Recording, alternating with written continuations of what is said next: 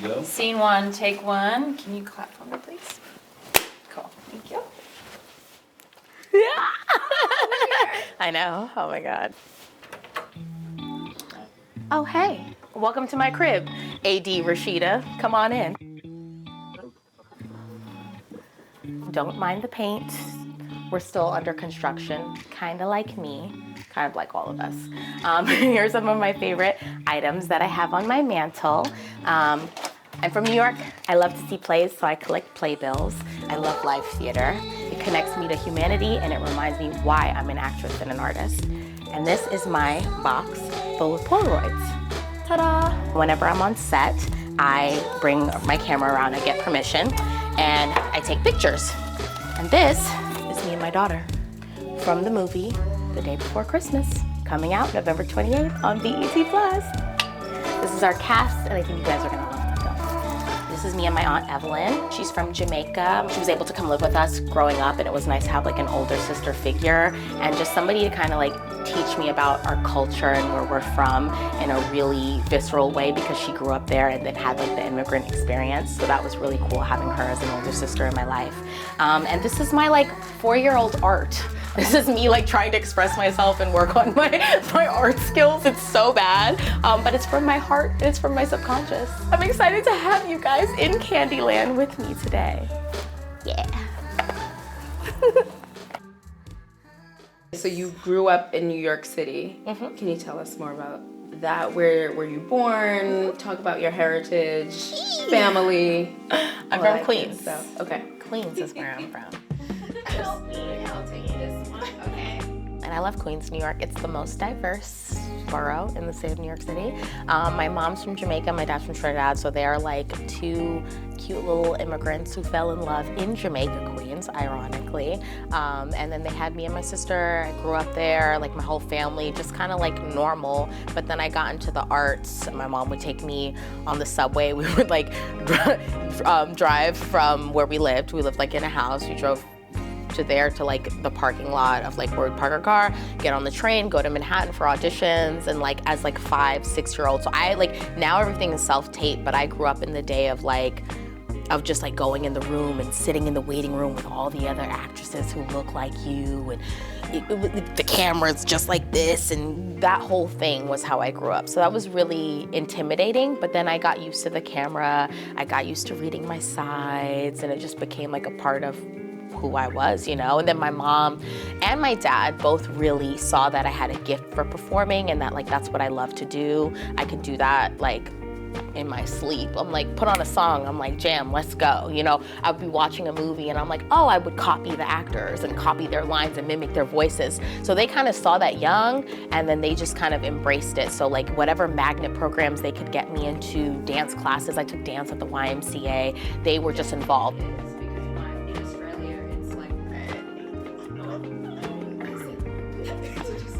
Yeah, I was waiting. I was like, I'm gonna say something. I was like, who's gonna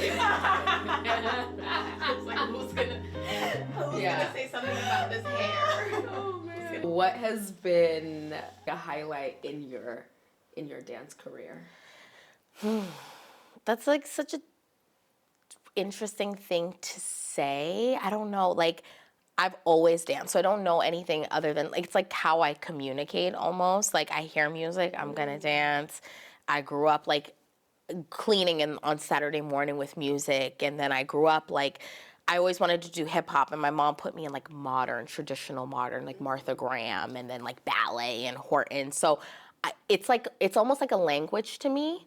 I can tell so much about a person by how they move their body and what's in it. And I've gotten to like dance on like huge stages. So I was like a Knicks dancer. I got to dance at Madison Square Garden for a year. That was my first job moving back to New York, because I'm from New York, and then my family moved to Atlanta, Georgia when I was like high school ages. So when I moved back to New York, my first job was a Knicks dancer. That was amazing. So like getting to be like young 21-year-old me and like dancing in front of like just this big arena, and it's like all around you, like not a lot of people. Yeah, I mean, it's like Spike Lee is front row, and I'm just like 21 and like young and green. It was kind of cool. Were, like in the dance crew. So like the team, maybe there was like 15 of us maybe. Wow. So it was super competitive. like, yeah. Oh, there was a huge audition, like you get cuts after cuts after cuts after cuts, and like the most talented, beautiful girls come to New York City to get that job, and I got that job. So that was a confidence boost. 21, you said? Yeah, 20. I booked it when I was 20, and then I turned 21 and was on the team. And then I got signed to an agent, and then I was like hitting like the first thing I did was like a movie with Martin Lawrence where I played like a high school, was a performing arts high school, and I went to performing arts high school, so I was like, oh, that kind of correlated. And then from there, it was a struggle. It wasn't like it was just easy. Like, let me not say that at all. So there's this dance studio in Atlanta, early 20s. I had dropped out of college and I was living there. And my mom and I were kind of like on the outs because I dropped out of school. And she's an immigrant. My mom's like, miss, like, school, be a lawyer, be a doctor. Back in the day, she was very like much like that. And she just wants her daughter to have security and like live a nice life. What are you gonna do as a dancer? You're gonna end up out on the streets. Dropped out of school, and I'm working at this dance studio. So I did like, what is it called? Like student kind of exchange. And I remember like cleaning the toilets at night. And like mopping the dance studios for free dance classes. Yeah, so that was one of my jobs. That was like one of the things I did. But I would like take class all day or like work behind the register, and then I would get free dance classes. So that was my way to keep like in charge of my training. But like, yeah, so it wasn't always easy, and I never want to make it seem like it was. Even with dance, like there would be times where you do jobs and like a big job, like MTV Music Awards, or you're on tour opening for Usher, like big, Chris Brown, like all of that stuff. And like, you don't get your check for like 2-3 months. Yeah. So I'm like waiting on that money, and I'm like putting everything on credit cards. Like, and then I'm like doing 50,000 jobs in New York. I'm like, God, like I was never a waiter. I never got that experience. I never got that experience. Wow. But I was a You would have made a lot of money. Thank you. They would have Thank loved you. Yes, but I think I would too. I actually think I would have like figured it out. But like retail, I was a nanny. I did bar mitzvahs, like Tiffany Haddish. Yeah, you dance at bar mitzvahs. Oh, yeah. I didn't know that. Yeah, so you're like the hype crew. Oh. Yeah. So like that was a fun job, a little demoralizing at times. Woo woo woo. Nannying, waitressing, hostess. Yeah, so all those things. All right, I'm here with you in your home. Uh-huh. We've been hanging out for the last year, and I've seen you become even more of who you are. You've like settled into yourself, and I think one hashtag you use is Candyland, which really, in my opinion, describes you to a T. Joyful, bright, light, and just super energetic. So tell me what's going on in the world of Candyland. Well, right now, currently, you are here interviewing me in my home. There is a camera crew, so that's intimidating. Hi, AD. That's how I feel. Yeah. But I don't know. It's good. Like I'm here. I live in LA. It kind of feels like a fever dream. Yeah. All of it, like pursuing my career, having a home here, having a place to nest. I'm in like such a different chapter of my life. It's not hustle. It's not trying to prove anything. It's just like gentle. Gentle in so much in a way where like all of these amazing things have been happening to me, and I'm very thankful for that. So like my Christmas film is coming out the day before Christmas. It's coming out November 28th on Thanksgiving Day, which is huge. BET Plus, so that's gonna be great. And also All the Queen's Men, the other show that I'm on, that I play DJ Dime on, that people really love DJ Dime, also comes out on November 28th. So it's like a very exciting season, a busy season. I was excited anyway because I love Thanksgiving and I love Christmas, but now it's like 2 big reasons to celebrate. So yeah. A movie and a series coming out on Thanksgiving Day. I'm just thinking back to like Thanksgiving Day and us going to see a movie or just like watching a movie with family and friends. Like, what does that feel like to now, have had this career in acting, and now you have this movie and your series coming out on the same day? Like, families are going to be watching you. I know. Yeah. That's what I'm saying. It feels And you're surreal. hosting. Friendsgiving, the next day. The next day. So. It's kind of a lot. Well, no, Friendsgiving is before, but like it kind of feels like a fever dream saying that. Like you said, families are going to watch the show and watch. Like I'm still at the beginning of my acting career, if I'm being honest. Like I've always been in the arts, but like working as a career is very new to me. I'm very new to LA. So like even to just be like this new girl on the block as far as LA considers, I'm like, this is like 32 years in the making, or however many years of the making. Like I don't want to give it my age, but it's not a fever dream. It doesn't feel real. And I just feel blessed, and I'm happy that my talents, because there's so many talented people in the world. I know them, I work with them, I went to school with them, I train with them, that don't get the same opportunities or haven't. So I just feel lucky, and I'm excited, and I hope people love it. And I hope you can like escape into the television, because the world is crazy, and that's what it's for, really. Like a little bit of escapism and joy. And I'm glad that I get to bring that into somebody's life. So that's nice. I love that. Okay, so talking about escapism and joy, we are in your home. So what does it feel like kind of building your own escape?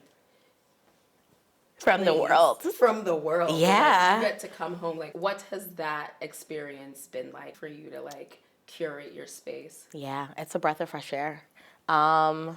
It's like my creativity, my mind, my collaboration with people.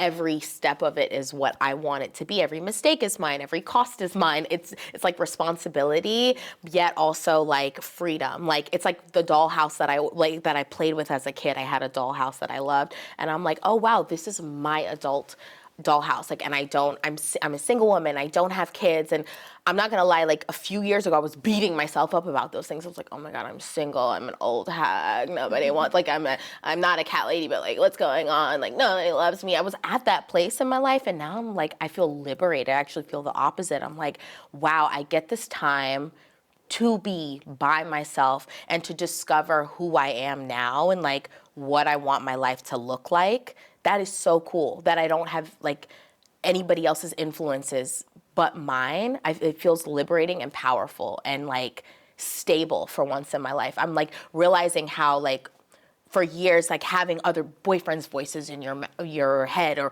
your parents or your sisters or your friends, just people. And I'm like, no, I want my voice. Okay. So I have a lot of peace here, and that's nice. Yeah. Do you think that your experiences, any of your dance experience, has prepared you for any roles that you have? All the Queen's Men, you know that. Oh, girl.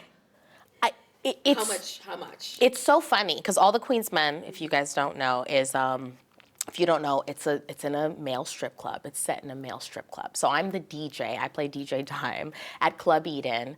Eva Marcella is our lead. She plays Madam. She oversees the club. So she is literally a madam. She pimps these guys out. So the club is a front, for the business and for the drug money and everything that goes on behind the scenes. Our show, I would say, is like Power.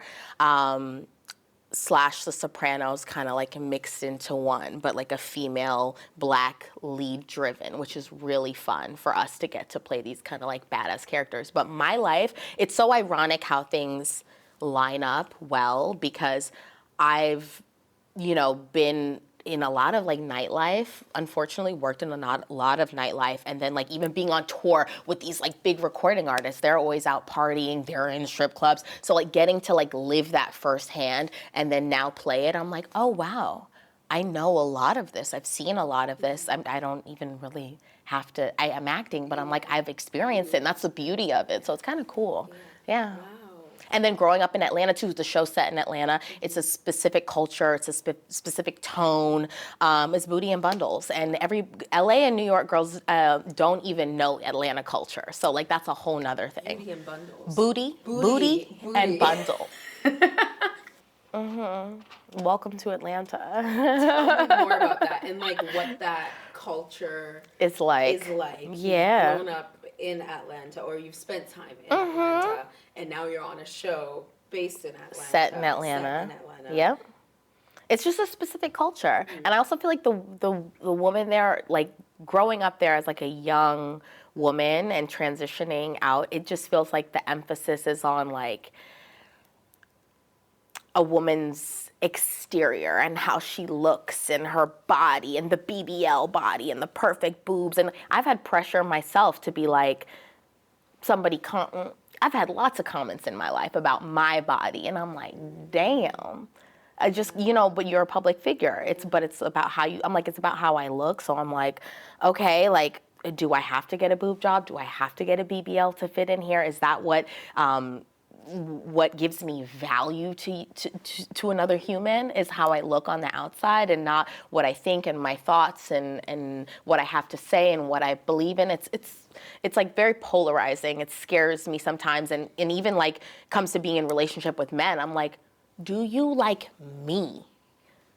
I want somebody who loves and likes me, not my job, not what I can do for you. I'm gonna get ugly and fat one day, I'm sure, and I'm sure you are too. So I just think this generation the Booty and Bundles generation we're a little effed up, like we gotta do something about like bringing it back to basics. Like I wanna like paint with you, and I wanna take walks, and I feel like love should come from like an innocent place, and like sex and all these things are beautiful elements and connection and ways to deepen your relationship, but I think the basis of it should really be a beautiful friendship, and like loving the innocence of someone, because like we're all gonna get sick and die one day. So where's that? Like, and even in relations, things don't work, but like just treating people with dignity. Like I've seen so many men these days have got like 50 women on their Rolodex, and it's just like, it's like sad what it's doing to our culture. I'm like a conservative family girl in that way, like where I want like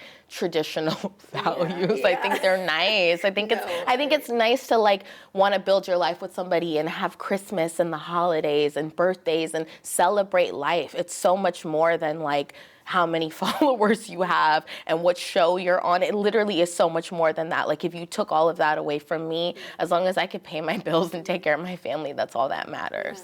That's like the honest truth. So Booty and Bundles culture, like I get it. It was fun turning up to Waka Flocka in the club at Opera nightclub in Atlanta. If you know, you know. But like, come on.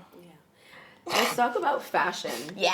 Your fashion sense. You've said that as a young girl, you were ridiculed for your sense of fashion. Like, we've spoken about that. Yeah. You've posted it. Like, where does your sense of fashion come from today? And how have you kind of, like, allowed yourself to sit in what you like to wear and alongside being all these different characters? Like, the characters influence me and I influence the characters. Like it's all kind of influencing one another, and then the people around you, of course.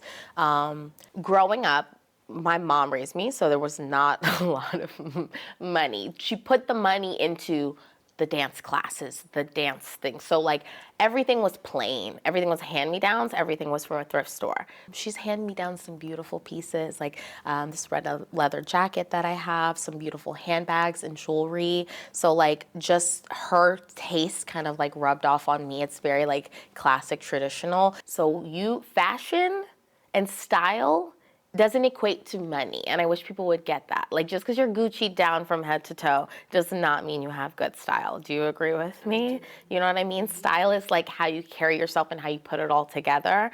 So yeah, I think growing up, I always just kind of felt like an oddball, like I didn't fit in, and it kind of made me repress. And again, the older I've gotten, the more I'm kind of like, whatever. You met me at a time where like I wore black, my hair was black, everything was like hidden. It was almost like I was hiding myself. I was so afraid to like be myself, and I think I'm gonna wear what I wanna wear. I'm gonna dye my hair, I'm gonna get a tattoo, I'm gonna try things that, were not like laid out for me, and it feels good. Like who cares if I wanna wear this like you'll see it later. But who cares if I want to wear this big, like, furry hat? I like the way it makes me feel. And it's not even like someone, like, people notice it, and I'm like, God damn it, I don't want to draw attention. That's another thing. I never wanted to draw attention to myself. I was like, God, I don't want to draw attention to myself, because that causes an issue, especially as a woman, especially as, like, a young woman in New York City. I'm like, I don't want any attention drawn to me. That means, like, I get followed home, I get attacked, I get, like, literally, that's where my mind goes as a woman, which is crazy.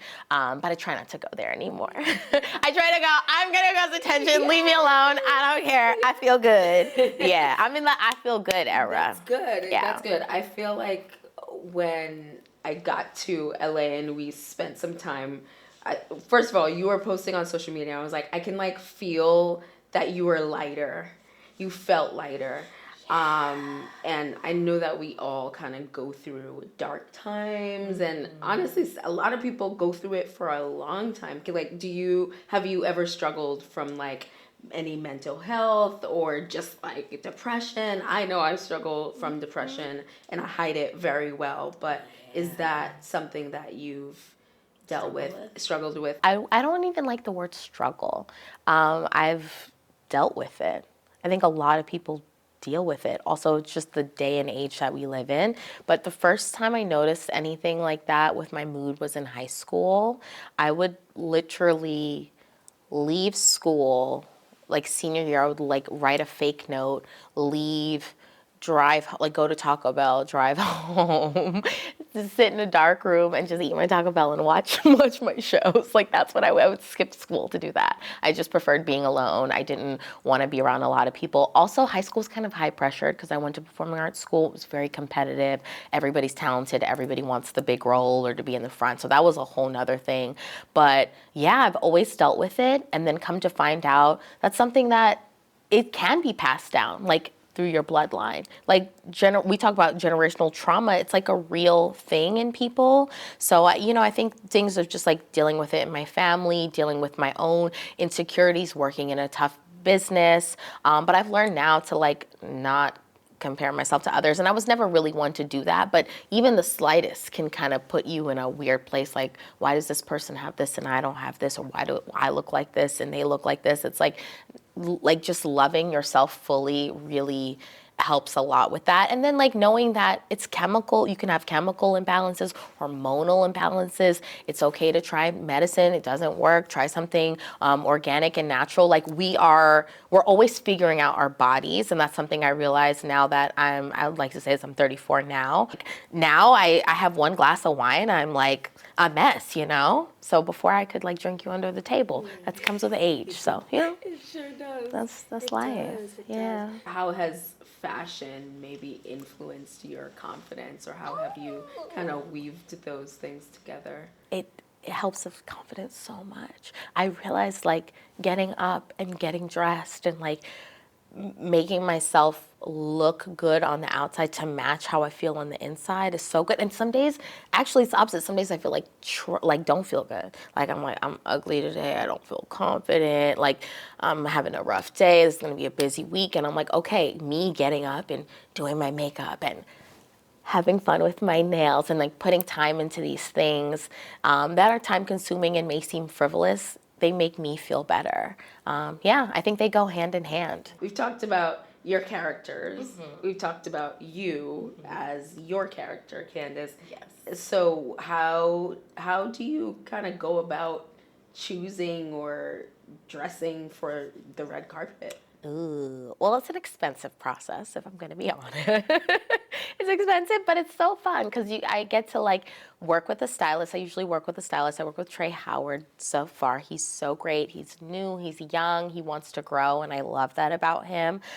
He's always open to my ideas, but it's like my vision paired with, Trey's know-how, and a lot of it is just kind of cultivating like what looks best on my body and how do I want to like show up in the public. So that's kind of how it's been so far, and it's a lot of fun. I can't wait till I have like a Zendaya budget. Movies put that out there. Yeah. So It'll come. Yeah, Zendaya budget. Well, I think you're doing great. Thank you. It's You're so killing fun. it. You're killing it. You look amazing today. Thank and we're going to you. be shooting some amazing looks I think you've put together. I'm excited to see them. All stuff that's already in my closet. Yeah. Yes, high-low. So like things that are expensive, things that are cheap, and I just kind of like mix it all together and I make it Candyland style. Perfect. Yeah.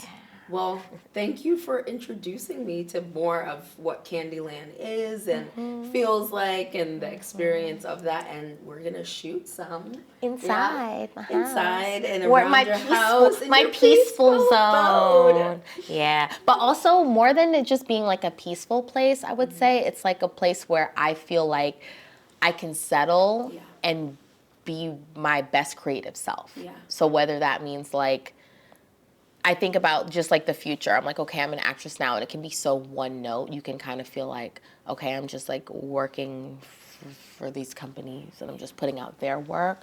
What do I want to do? So this is like a place where I'm like, oh, do I want to teach? Do I want to have a school? Do I want to have a summer camp? Do I want to have a clothing line? Do I want to be, I'm like, what do I want to do now? And I feel like now that I have a home and I have a place where I can think, I think an artist needs like a canvas. That's what this is. Great. Yeah. I'm excited to see what you do because we've had a lot of these conversations and you can share if you want. Okay.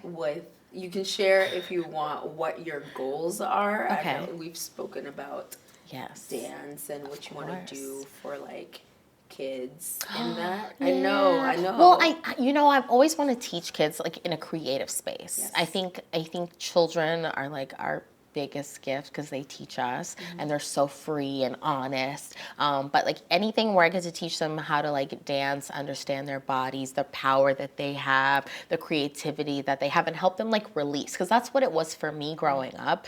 It was just like a safe place, and it gave me purpose.